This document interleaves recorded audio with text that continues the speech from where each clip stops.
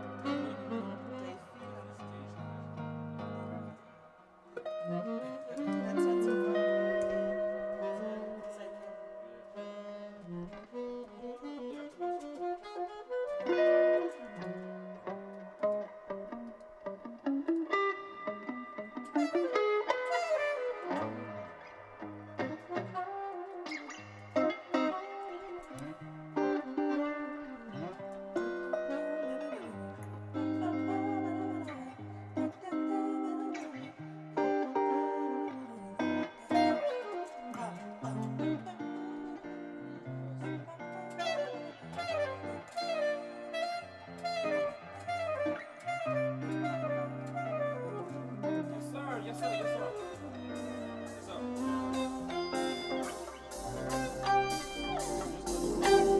Yeah, don't forget that.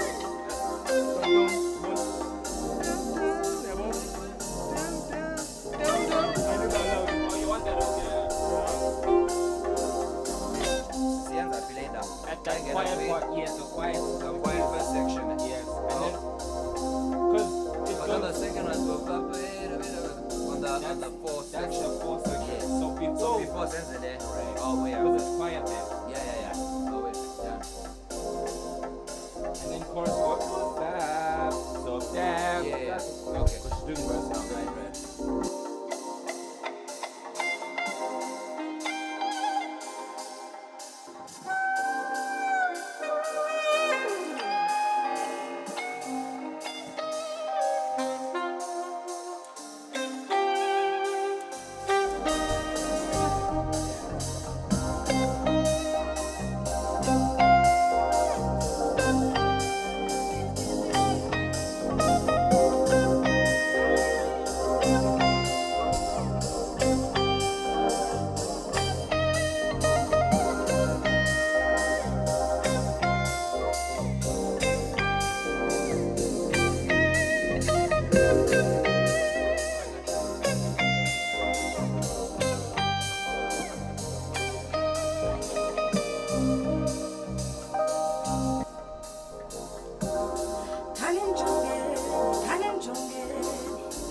Uhambe siwa kwelizwe, uhambe bete kundaga.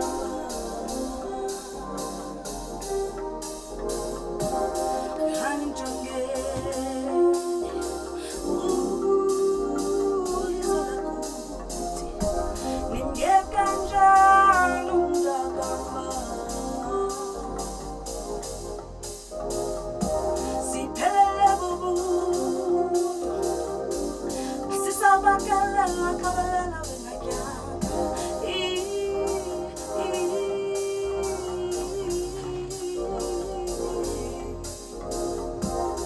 Khani njongeni,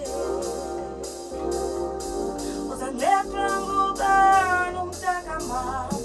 Ncedeni bo, ncedeni bo, ncedeni.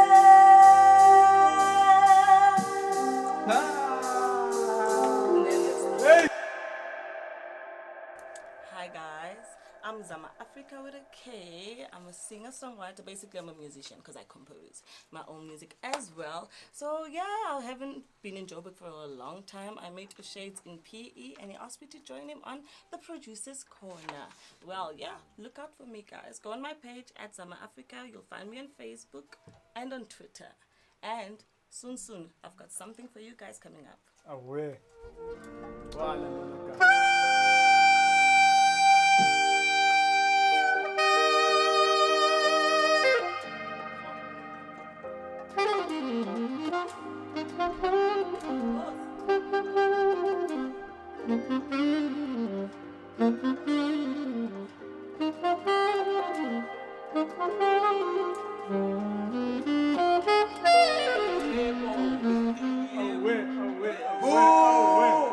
Away. I nailed it. Squirrel. Man. Damn. Just tell people who you are. Tell them a bit about yourself. All right. Quick intro because we have to move on to. Cool. What's going on, everybody? Square on sax. Saxophone player. I've been playing around East London. That's where I'm from. Studied in PE, and I've been playing all over and everywhere basically. And I try and play all kinds of genres of music. And you need to follow back on @Square on sax. Boom.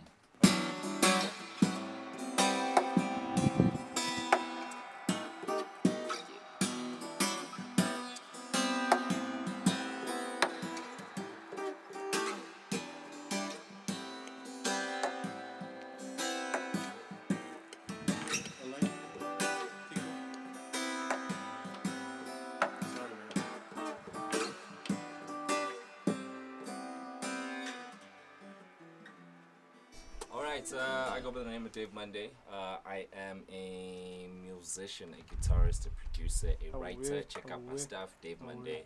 Yeah. All right. I'm from Cape Town and I'm a Joburg. All right. That's Like you dope, was man. a That's cute dope. boy. Oh, yeah, All right. definitely.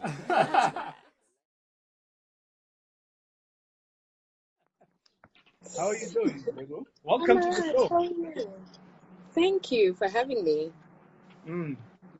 Welcome. If it's look, can you hear me properly? Because Yeah, then I can move I can hear you around. properly. I can hear you properly. Okay, cool. All right, cool. Yeah, how's it going? All right. Ah, man, I'm good. It's my first time going live on Instagram ever. I don't like live things. I like to keep my life private, but now I had to invite people into my life in the corner. So yeah, man, it's okay. For me, I'm just appreciative of everyone taking their time to watch the show. They're like my family. You know how it is. Yeah. Yeah. So Lebo, I wrote down the questions, by the way, because I didn't want to forget them, at all. So I just wrote down the questions because, I got to keep things right and professional. Right. So I just want to ask you like a couple of questions that you can answer to our audience and hopefully help us along the way. The first question is, so for the people who might not know you, can you just give us a brief intro about yourself? Tell us a bit about yourself, who you are, what you do, what you specialize in, where you're from, and what you studied. I know it's a lot of questions, but people want to know. Okay, so my name is Lebo Kgothadi, and I'm the Senior Brands and Partnerships Manager at Universal Music Group. What our division does is it's the creative agency within the record label. So we basically help artists and brands foster relationships. So we do from endorsement deals to ambassadorships to giving brands solutions that they might need, be it digital, on the ground, VIP experiences, money can't buy, etc. I've been doing this for about 5 years. Jeez, 5 that's years. dope. What did I study? I did a BCom communication management at Tux. Yeah, that's basically a bit about me. All right. That's interesting, actually. I didn't know some of those things, but I knew most of them, but I didn't know some of them. So the second question I have for you is, what is the most important aspect in building a brand as an artist, especially if you're an artist with limited resources? Look, I always say when you build a brand, you need to be very intentional and deliberate about how you want to brand yourself, right? Artists are brands in their own rights. So you need to figure, okay, cool, what do I stand for? Which kind of brands do I want to align with?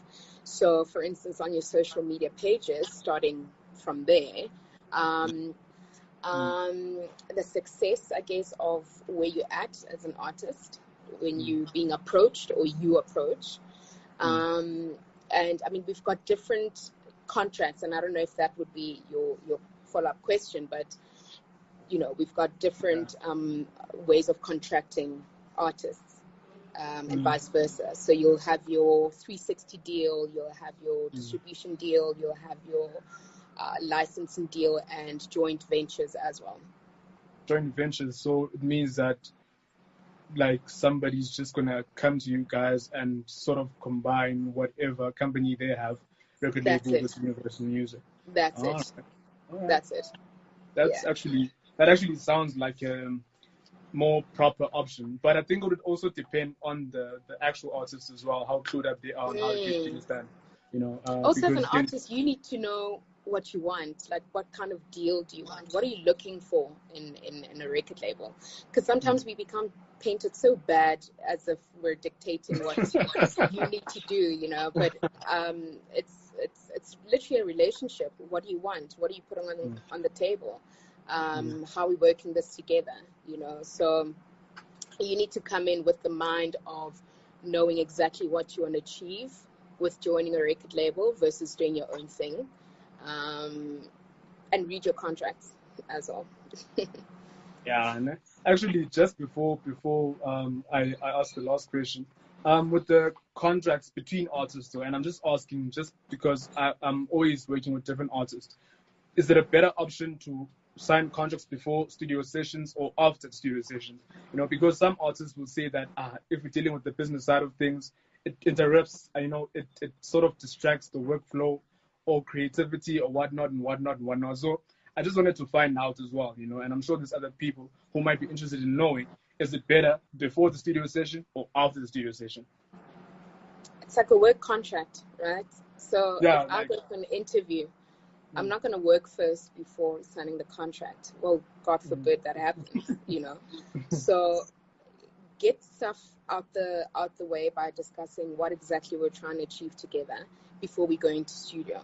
Because once you go out the studio, and now you've done the mastering and you put out the song and it's a success, and then it's like, okay, I want to tweak the contract, but you're like, but it was already there.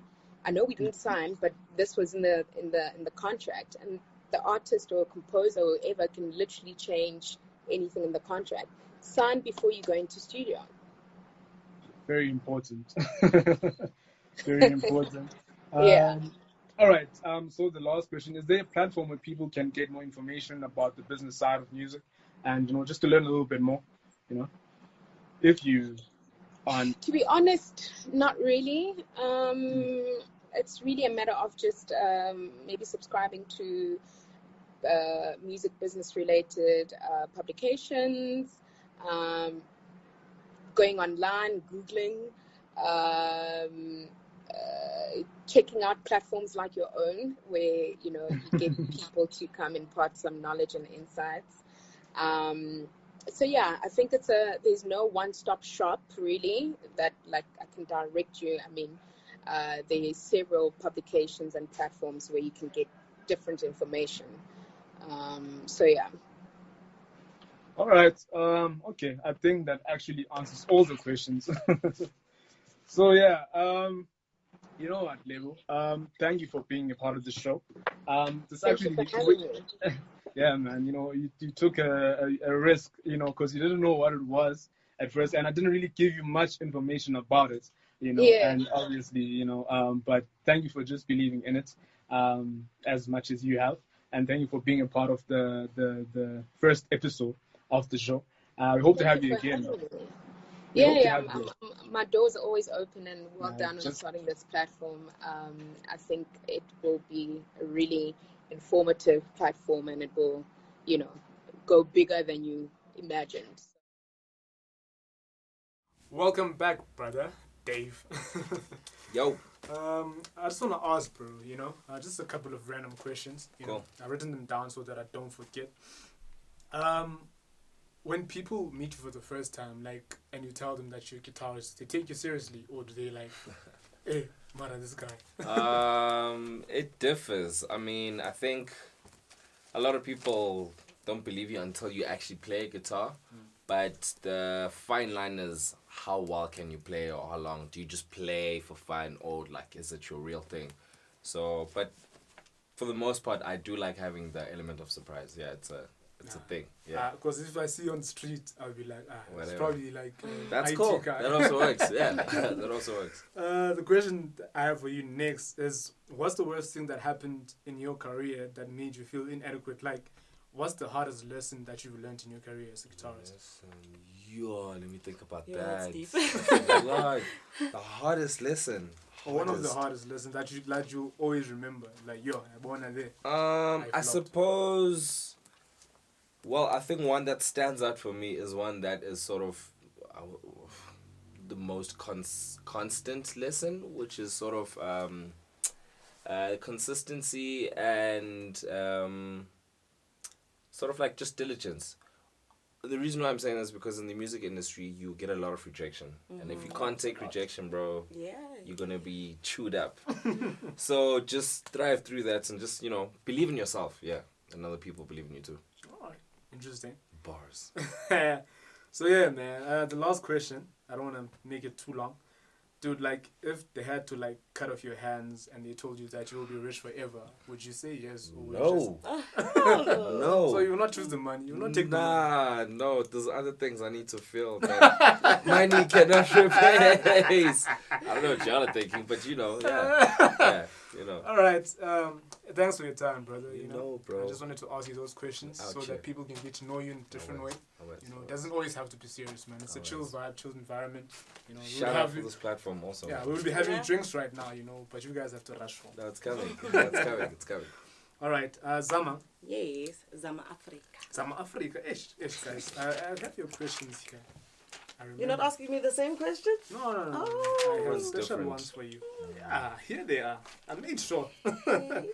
So, how did you feel when you were singing today? Did you get nervous a bit? Since it's the first official episode and it's live, or were you like, you know what, I got this? I won't lie. I really won't lie. I did get a tinny nervous. Okay, wait, I'm lying. I was nervous. Yes, it's part of the whole thing. It's part of the whole package. You need to get nervous before. Yeah, well, so I was a bit nervous, but then again, it's what I do. It's what I love doing. So the moment I'm behind that mic and I just breathe in and let it out, and I'm like, you go, girl. Quiet. Confidence. Yes, must. All the time. Alright, what's the one thing Zama Africa loves the most in this world? My son. Come on. My son, I'm a mother. I love my son. I love my family. In fact, I live for my family. It works like this. If I am happy, he is happy. So I will choose music because if mommy does what she loves and she's able to provide for him doing what she loves, he will be the happiest child in the world. That's cute. Last question. If you had a choice to be born anywhere in the world, where would it be and why? And would you choose to be Xhosa? Oh no, honey. Like, I am good with where I was born. I am, well, with where I was born, it came with challenges, and those challenges made me who I am. And being a black African Xhosa woman is everything in the world. I wouldn't want to change for the world. I live for this. This is who I am, and I wouldn't want to change that because, yeah, man, it's vast actually. It's big. It's bigger than people. It's bigger than what you think. So I am happy being the woman that I am in my skin and speaking the language that I speak. So I wouldn't change that for the world. Alright, interesting. Anyway, guys, you heard it. It's the producer's couch. Yeah, man. Just to get to know artists that we're working with every week in studio. We'll be having these interviews with artists. After the show is done, behind the scenes, chill vibe. The work is done, it's completed, chill vibes, So yeah, man. Thanks for joining us. It is what it is. Your boy DJ Shades in the building. Away. Peace. Boom. Like Yeah, Simone would say.